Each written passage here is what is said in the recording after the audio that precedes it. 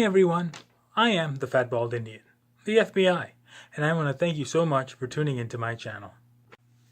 Now I love Indian food. I grew up on it. Okay, I grew a lot on Indian food. That's why they call me the Fat Bald Indian. But anyway, far more than actually eating Indian food, I really enjoy cooking it. From snacks to entrees to dessert, I love to cook all types of Indian food. Now let me warn you, I am not professing to be a very good cook. As a matter of fact, I'm not saying that even my recipes are the best. As you know, that there are tons of videos and blogs out there that do showcase many, if not all, of our favorite Indian dishes. However, I am just saying that I'm just showing you my way, the FBI's way, of making these Indian-inspired dishes. So if you tuned into this video thinking that you're going to learn the best way on how to make these various Indian goodies, I'm afraid you may be a little disappointed. But if you tuned into this video desiring to watch a fat, bald Indian guy make a fool out of himself in the kitchen, then you've come to the right place. So sit back and relax and watch the Fat Bald Indian show you how to make great Indian food the FBI way. So today I'll be making some Sukiyan. Sukiyan is a very common treat that you'll find in Kerala. It's actually something that's probably eaten for breakfast or a snack or I guess almost any time of the day. It is actually mostly made of these little tiny lentils called moong dal or green gram. Small little green little lentil things that don't really look that much, but they actually have a lot of flavor to them. So I hope to use that and show you how to make Sukiyan the FBI way. Stay tuned.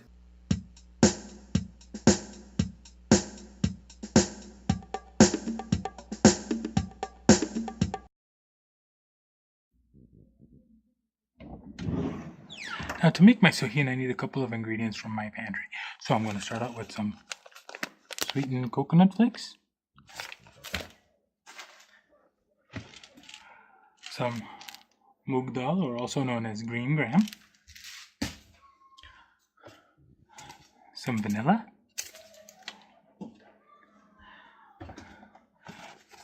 some pancake mix,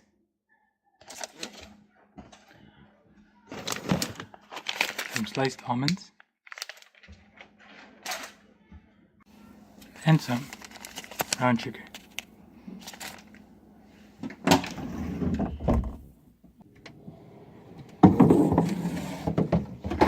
So I need to get a couple of other ingredients as well. So I'm going to get some cinnamon, some turmeric powder, and I'm also going to get my cardamom.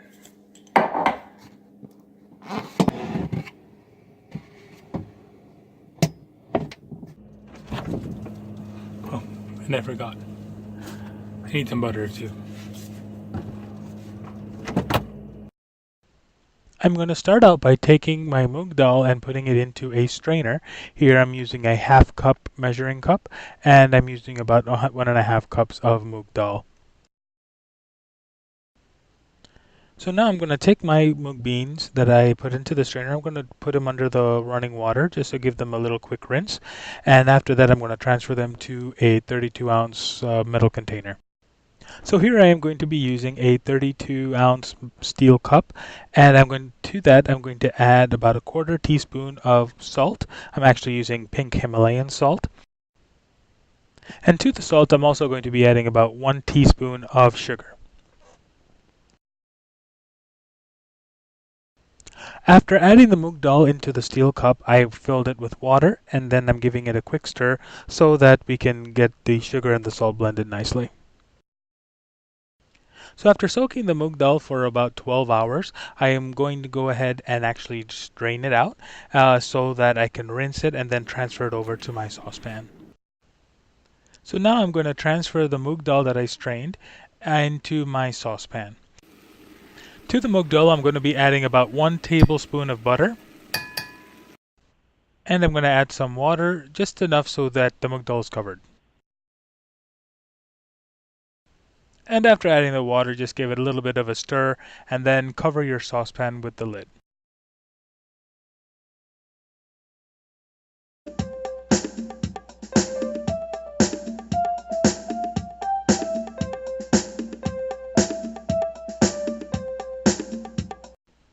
So So during this cooking process that I had for about 15 to 20 minutes, I did stir occasionally so that the beans don't get burned and at the bottom. But what I wanted to do is just wait until the water has fully evaporated before I actually transfer all of this into my stand-up mixing bowl.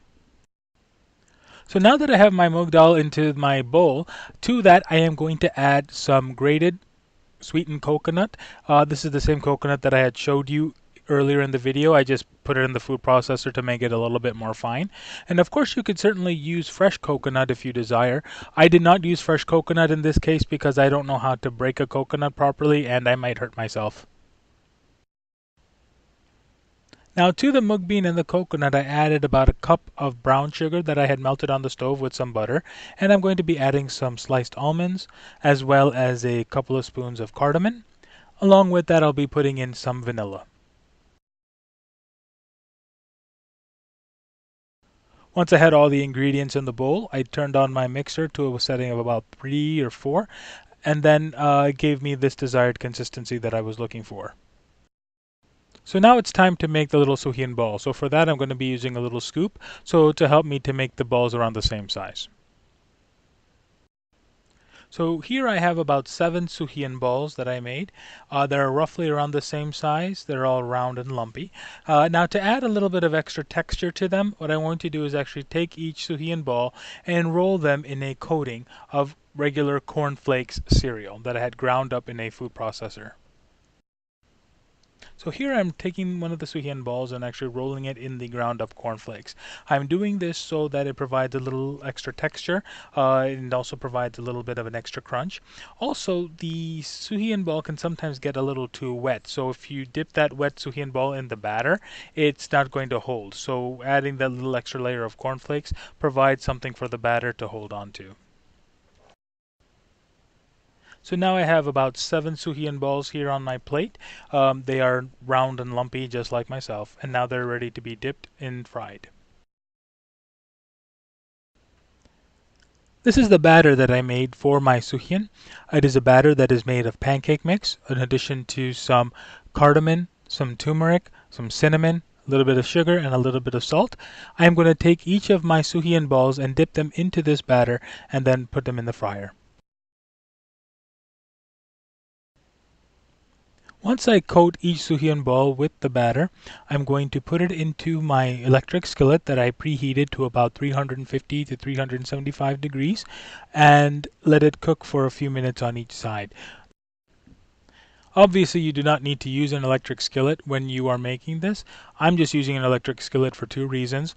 One, it keeps the temperature relatively constant, so after putting in a bunch of Sukiyan balls in there, when the temperature drops, the skillet will bring up the temperature automatically. And the other reason is because this way I won't make too much of a mess on my mother's stovetop, so she won't yell at me too much. So here are the 7 Sukiyans that I made. Notice they're a little bit on the puffy side. That is because of the pancake mix that I used. However, I like things a little fluffy. And as I said before, I like doing things my way, the FBI way. Now I'd like to take a moment to thank you. Thank you so much for spending the last few minutes with me and allowing me to show you my way of making traditional Indian Sukiyan.